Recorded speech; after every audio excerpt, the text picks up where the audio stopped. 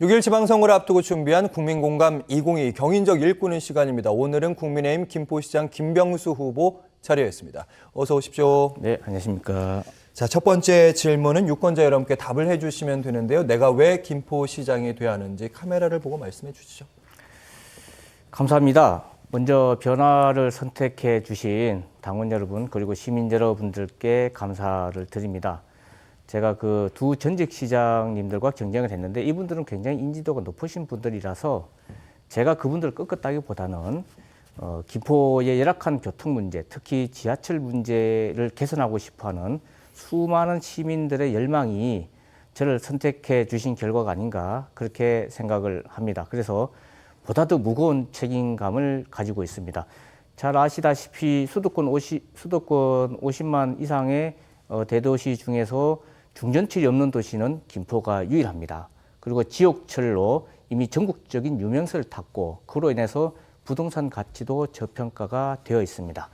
그래서 제가 제일 먼저 지하철 5호선 문제부터 해결하고 그리고 GTX-D 같은 중장기적 과제를 실현해서 인구 50만에 걸맞는 반듯한 김포를 만들기 위해서 한번 시장직에 도전하게 됐습니다. 감사합니다. 네, 후보님과 제가 유권자 여러분 연결해야 되는 입장인가요? 지금부터 저랑 말씀하시면 네. 대화하는 분위기에서 후보님을 느낄 수 있을 것 같은데요. 먼저 간단하게 소개를 해드리면 보수 진영에서 이회창 당시 한나라당 총재의 정책 브레인이었다. 그러니까 관련된 연구기관에서 여러 가지 정책들 입안하시면서 대체공휴일제도 네. 아이디어를 내셨다고 들었습니다. 네. 어떤 얘기일까요?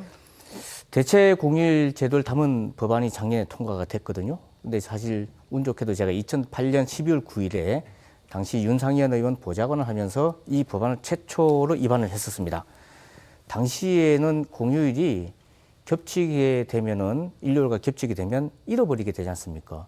이게 생각하기에 굉장히 불합리하다고 생각이 들었어요. 그래서 이 불합리하다는 것을 개선하기 위해서 고민을 했더니 이거 그 법이 생각이 난 겁니다. 그래서 제가 개정안을 냈고 이후에 이제 작년에 개정되고 2013년도에 일부 대체 공휴일제가 시행되고 있는데요. 제가 삶 속에서 느끼는 불합리한 것들을 고쳐보겠다는 노력이 이 작은 노력이 우리 사회에 큰 변화를 줄 수 있어서 결과적으로 굉장히 보람을 크게 느끼고 있습니다. 당시에는 이 법안이 처음 발의됐을 때 항의 주자가 참 많이 왔습니다. 특히 보수 쪽에서는 안 좋아하는 법안일 수 있잖아요. 그렇죠. 특히 재계에서는 무척 싫어했고 전화가 몇 달 동안 전화를 시달렸습니다. 그리고 잠잠해지더니 몇 달 지나니까 또다시 전화가 쏟아집니다. 이번에는 왜 안 되냐? 언제 되냐? 이런 전화가 많이 왔었습니다. 그렇게 해서 한 5년 정도를 재계나 이런 분들하고 토론하고 설득해서 2013년도에 일부 시행을 했고 2021년 작년에 드디어 법안이 통과가 됐습니다. 그래서 저는 개인적으로 우리 사회에 제가 어떤 작은 기여를 했다는 것이 참 큰 보람으로 남고 있습니다. 네, 특히 이 부분에 대해서 재계나 보수 진영에서 아이디어를 내고 설득하는 데 역할을 하셨다는 그런 말씀으로 들었습니다. 김포는 이제 한강 신도시가 입주하면서 거의 한 10년 만에 해년마다 거의 한 2만 명씩 새로운 인구가 유입되면서 지금 한 50만 됐다면서요? 예.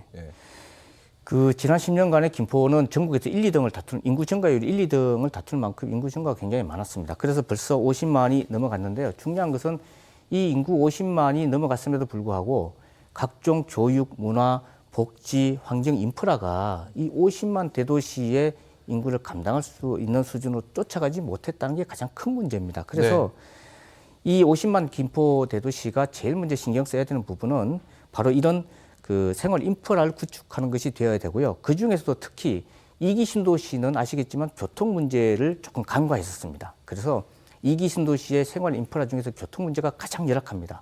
그렇기 때문에 이 교통 문제 해결을 가장 먼저 우선적으로 해결을 해야 되는 그런 과제가 있습니다. 그래야지만 이 인구 50만의 대도시에 걸맞는 그런 반듯한 도시를 만들 수 있지 않겠느냐 그런 생각이 들고요.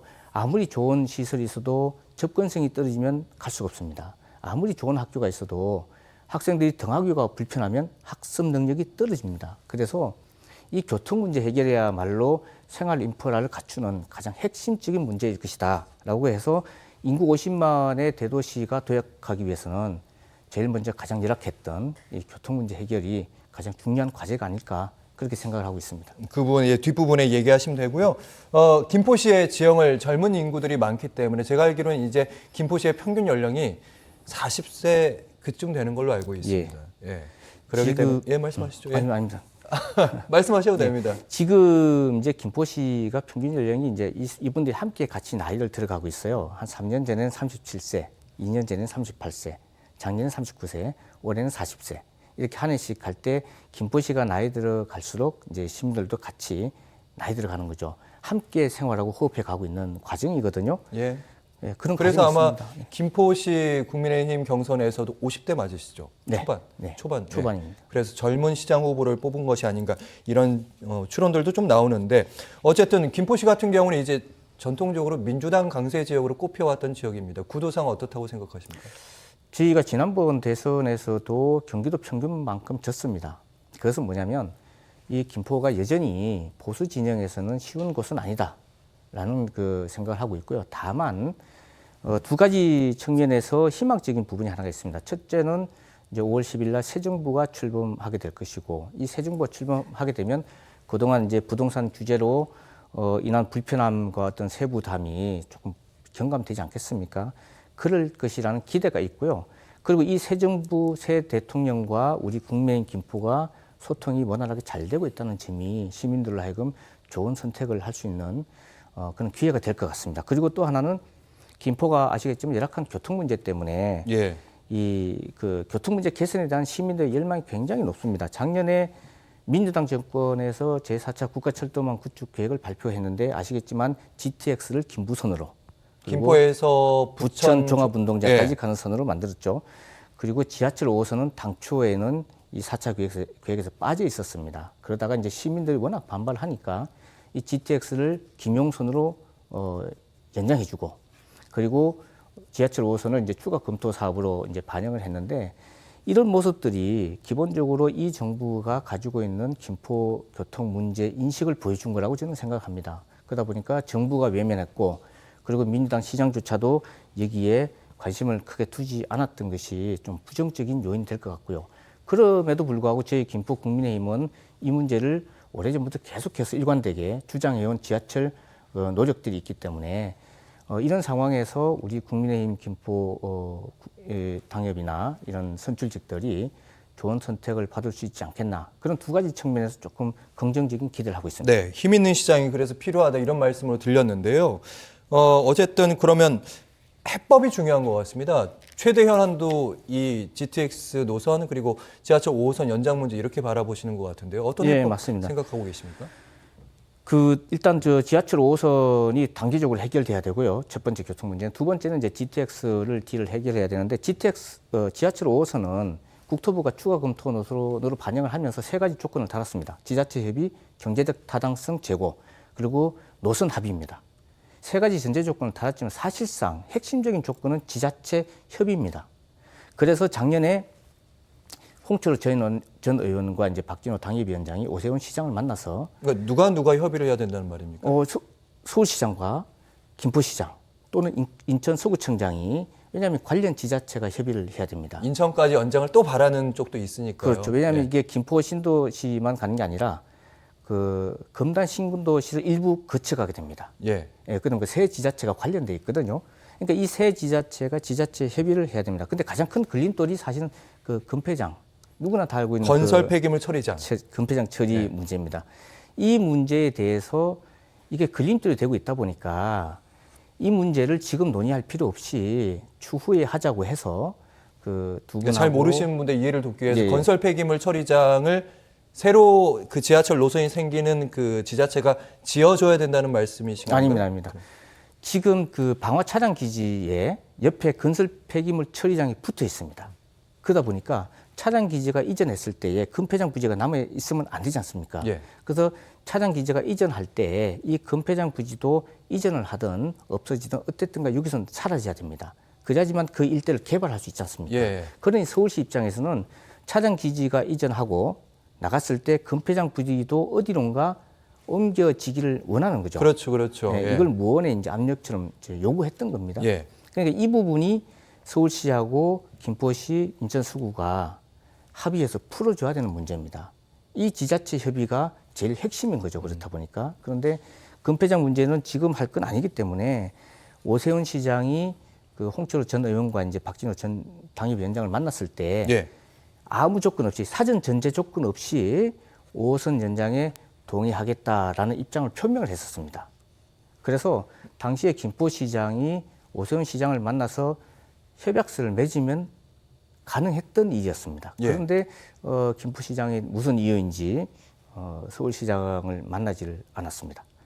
그렇게 해서 지금 상태로 무산되어 있는 상태입니다. 네. 시간이 많지 않아서 제가 관련 얘기를 또 추가적으로 예. 최근에 오세훈 서울시장 만나가지고 이런 관련된 얘기를 쭉 나누시면서 협조 요청서를 전달하셨다고 제가 들었습니다. 네. 어떤 얘기입니까? 예. 두 가지입니다. 교통 문제인데요. 김포 한강선 지하철 5호선 김포 연장을 할 때 힘을 모으자는 얘기고 GTX-D를 조기에 실현할 수 있는 방안을 모색해보자. 두 가지였고요.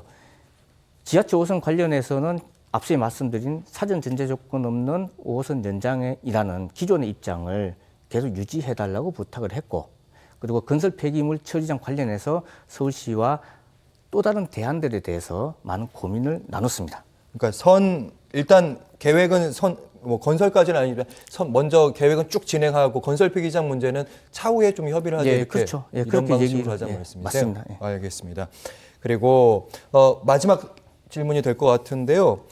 다목적 공공시설로 사용 가능한 미래형 학교 건축을 통해서 사실 김포 지역 아까 말씀하신 인프라 얘기하셨으니까 네네. 학교 과밀화 심각하지 않습니까? 네. 어떤 해법입니까? 제가 학교 신설을 추진하다 보니까 가장 걸림돌이 되는 게 교육부 중투위의 그 공실 우려입니다. 갑자기 늘어난 학생들 때문에 학교를 지어줄 수는 있지만 10년, 15년 지났을 때 이 학교를 학생 수가 줄면은 학교를 유지할 수가 없지 않습니까? 이 공실 우려를 가장 많이 합니다. 예. 그래서 이 대안으로 생각한 것이 뭐냐면 다목적으로 전용이 가능한 학교를 지어서 10년, 15년 지나서 학교 기능을 상실했을 때 이 시가 매입을 해서 뭐 박물관, 도서관 이런 식으로 전용할 수 있는 공간을 짓자는 겁니다. 그렇게 되면 지을 때부터 사각형 건물이 아니라 좀 예쁜 건물 지어야 합니다. 그럴 때 추가 예산이 필요하다면 지자체가 투입할 수 있는 거죠. 교육지원청뿐만 아니라 지자체까지 그렇죠. 지자체가 합쳐서. 부담할 수 있는 겁니다. 예. 일부를. 그렇게 되면 좋은 게 뭐냐면 학생들이 지금 저희 초등학교에서 고등학교 졸업할 때까지 사각형에서 늘상 똑같은 교실에서 공부합니다. 예. 이렇게 여기서 공부하는 학생들이 창의력을 가질 수 있느냐? 못 가집니다. 그래서 다목적으로 전용 가능한 공간을 만들면 학생들도 다양한 공간에서 공부할 수 있는 기회가 생기지 않습니까? 그러면 학업 능력이나 창의력도 높아질 것이다. 그래서 이 일석이조의 가치를 가지고 다목적으로 전용 가능한 학교를 만들겠다라고 했던 겁니다. 네, 오늘의 마지막 말씀으로 들었습니다. 김병수 국민의힘 김포시장 후보와 함께했습니다. 말씀 잘 들었습니다. 고맙습니다. 고맙습니다.